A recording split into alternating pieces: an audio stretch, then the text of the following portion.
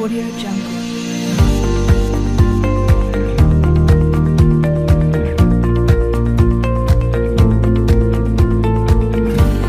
Audio Jungle.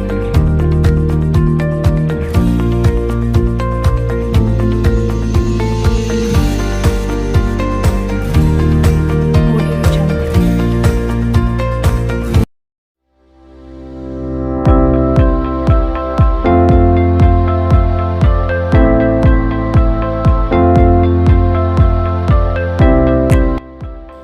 Yang pertama, pengertian etika. Apa sih etika itu? Nah, di sini menurut Kamus Besar Bahasa Indonesia, etika adalah ilmu tentang apa yang baik dan buruk, mengenai hak dan kewajiban moral, kumpulan asas atau nilai yang berhubungan dengan akhlak dan nilai benar atau salah yang dianut dalam masyarakat. Jadi dapat disimpulkan bahwa etika adalah ilmu tentang perilaku atau moral manusia yang berkaitan dengan perilaku baik atau buruk yang sering orang menyebutnya dengan istilah moral. Nah, di sini secara garis besar etika dikelompokkan menjadi dua, yaitu etika umum dan etika khusus. Contoh etika umum yaitu seperti menghormati orang lain, jangan menghina, jangan berbuat yang semena-mena, dan berbicara yang sopan terhadap orang lain dan lain-lain.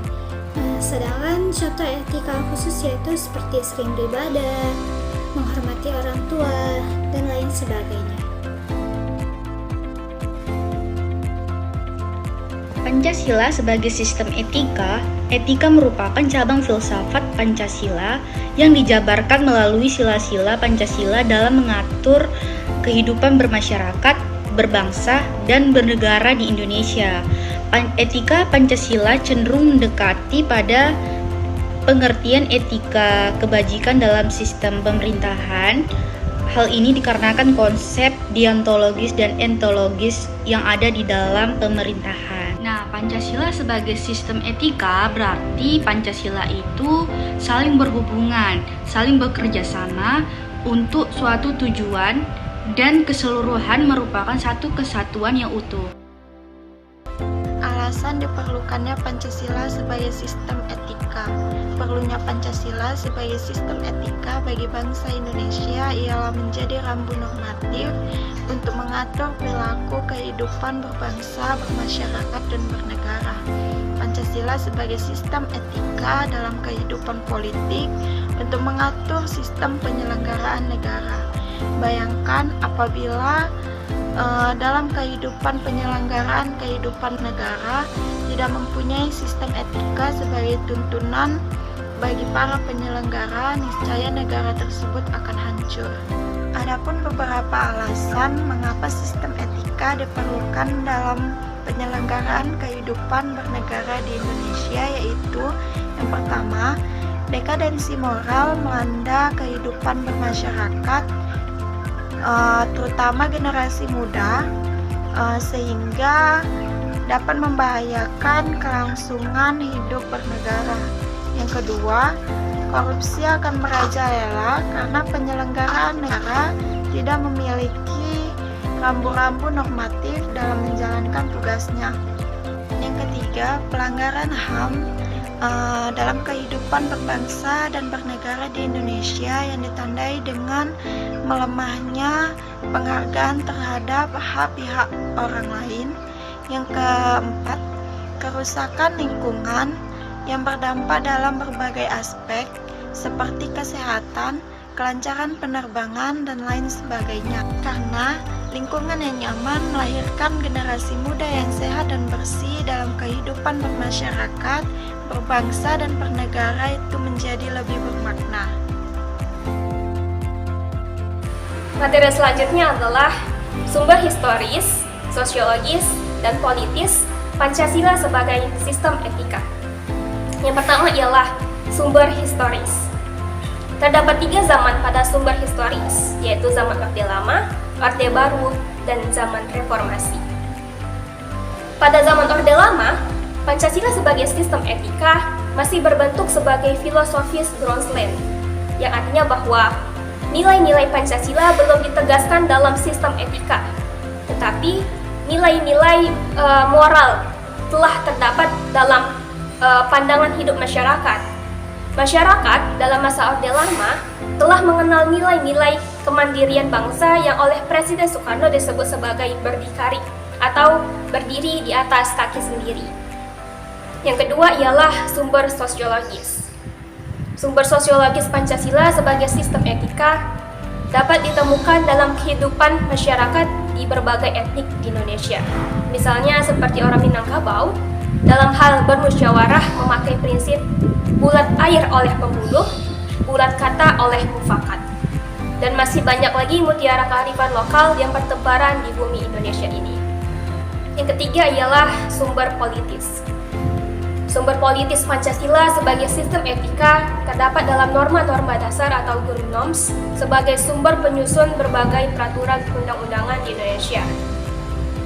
Hans Kelsen mengatakan bahwa teori hukum itu suatu norma yang berbentuk piramida. Norma yang lebih rendah akan memperoleh kekuatannya dari sumber norma yang lebih tinggi. Semakin tinggi suatu norma, maka akan semakin abstrak sifatnya. Dan sebaliknya, maka semakin rendah kedudukannya, akan semakin konkret pula norma tersebut. Nah, Pancasila sebagai sistem etika merupakan norma tertinggi atau Grundnorm yang sifatnya abstrak, sedangkan perundang-undangan merupakan norma yang ada di bawahnya, yang bersifat konkret.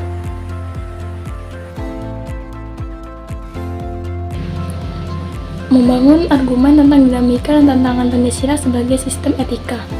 Beberapa argumen tentang dinamika Pancasila sebagai sistem etika yaitu: pertama, pada zaman Orde Lama, pemilu diselenggarakan dengan semangat demokrasi yang diikuti banyak partai politik, tetapi dimenangkan 4 partai politik yaitu Partai Nasional Indonesia atau PNI, Partai Muslim Indonesia atau PARMUSI, Partai Nahdlatul Ulama atau PNU, dan Partai Komunis Indonesia.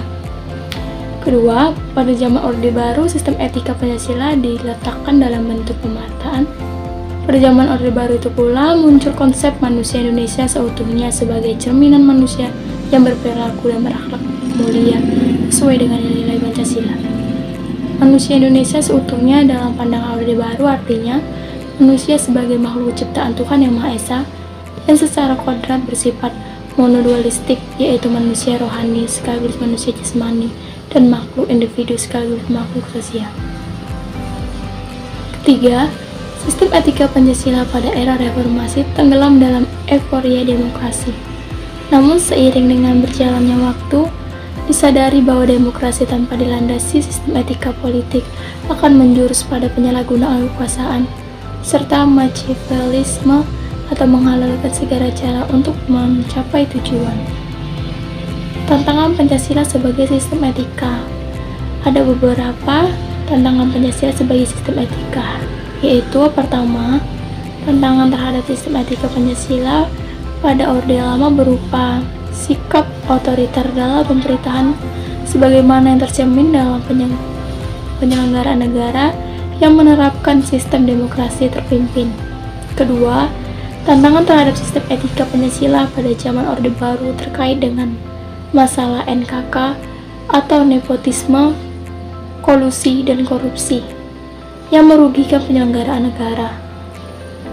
Hal ini tidak sesuai dengan keadilan sosial karena nepotisme, kolusi, dan korupsi hanya menguntungkan segelintir orang atau kelompok tertentu.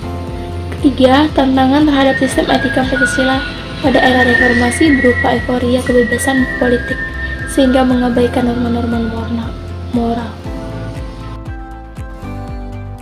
Esensia sebagai bahasa Latin dari kata esensi. Esensi adalah hakikat, inti, dan hal yang pokok atau merupakan bagian dari kenyataan yang sebenarnya. Setiap hal di dunia ini memiliki esensinya masing-masing. Nah, sesuai pembahasan kita, apa sih esensi dari Pancasila sebagai sistem etika? Pertama, hakikat sila ketuhanan terletak pada keyakinan bangsa Indonesia bahwa Tuhan sebagai penjamin prinsip-prinsip moral. Artinya, setiap perilaku warga negara Indonesia harus didasarkan pada nilai-nilai moral yang bersumber pada norma agama. Yang kedua, hakikat sila kemanusiaan yang terletak pada actus humanus. Actus humanus yaitu tindakan manusia yang mengandung implikasi dan konsekuensi moral. yang dibedakan dengan actus homini. Actus homini adalah tindakan manusia yang biasa.